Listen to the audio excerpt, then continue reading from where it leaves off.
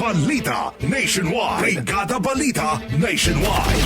Bagamat meron daw nag-aalok na muling pamunuan, ang Department of Public Works and Highways o DPWH tinanggihan ng dating kalihim ng ahensya na si Rogelio Singson ang posibilidad na bumalik sa naturang pwesto.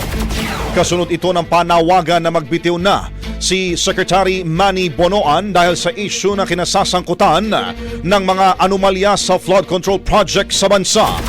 Para kay Singson, ang sinumang opisyal na uupo bilang kalihim ng DPWH at makaharap sa ganitong klase ng kontrobersya ay dapat bigyan ng sapat na seguridad dahil maaaring malagay sa panganib ang kanilang buhay.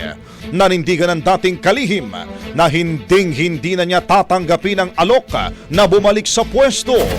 Lalo't prioridad niya ang seguridad ng kanyang pamilya. Brigada Balita Nationwide. Ang bahaging ito ay hatid sa atin ng DriveMax Herbal Capsule. Lalaking angat, tumatagal.